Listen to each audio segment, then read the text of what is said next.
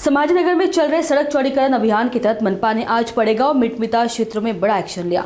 मनपा ने करीब 600 अतिक्रमण पर बुलडोजर चलाया। मनपा की 5 टीमों ने इस कार्रवाई को अंजाम दिया। समाजनगर के पड़ेगांव से मिटमिटा तक सड़क पर कुल 900 से अधिक अतिक्रमण है। आज की कार्रवाई में पहले चरण में 600 संपत्तियों पर बुलडोजर चलाया गया। मनपा के अनुसार ये अभियान सड़क चौड़ीकरण योजना के तहत चलाया जा रहा है और इससे आने वाले समय में ट्रैफिक और नागरिक सुविधा को बेहतर किया जा सकेगा।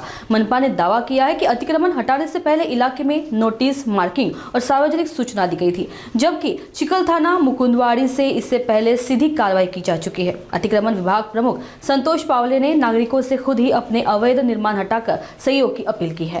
आज आपण पडेगाव रोड पासून ते महानगरपालिकेची जी हद्द आहे शरणापूर फाटा त्यापर्यंत अतिक्रमण निष्कासित करणार आहोत आणि या आमच्या अंदाजानुसार त्या ठिकाणी 900 ते 1000 एवढ्या मोठ्या प्रमाणामध्ये अतिक्रमण आहेत। त्यापैकी आतापर्यंत आपण 125च्या घरामध्ये अतिक्रमण आतापर्यंत निष्कासित केलेली आहेत। पुढे आमच्या 5 टीम आम्ही केलेल्या आहेत। त्या 5 टीममध्ये 400 कर्मचारी महानगरपालिकेचे आणि 200 कर्मचारी पोलीस डिपार्टमेंटचे असे 600 कर्मचारी आणि 25 JCB, 5 पोकलेन आणि बाकी जो आमचा फौज फाटा आहे तो घेऊन आम्ही आज ही कारवाई पूर्ण करणार आहोत। टॉवर्स जर उभा केले असतील तर आम्ही त्याच्या प्राधान्याने चौकशी पाहू की त्यांनी त्याची परवानगी महानगरपालिकेकडून घेतली आहे का।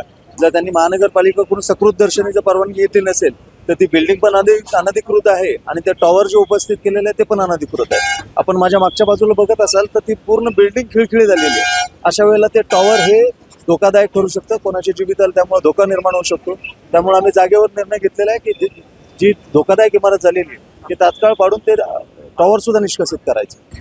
ही कारवाई आम्ही तर आज पूर्णपणे संपवण्याच्याच मानसिकतेमध्ये आहोत, परंतु इथलं मोठे स्ट्रक्चर्स पाहता या कारवाईला किमान 2 दिवस तरी लागतील अशी आमची शक्यता आहे। मी सांगितल्याप्रमाणे एकूण 400 महानगरपालिकेचा मनुष्यबळ या ठिकाणी अधिकारी कर्मचारी आहेत, 200 हे पोलीस विभागाचे अधिकारी कर्मचारी आहेत, 25 JCB आहेत, 5 पोकलेन आहेत, कोंडवाडा वाहन, अग्निशमन बंब, रुग्णवाहिका हे असा मोठा फौजफाटा आम्ही या कारवाईसाठी आज नियुक्त केलेला आहे। कारवाईसाठी लोकांची मानसिकता तयार झालेली आहे असं आम्हाला फील्डवरती जाणवतंय।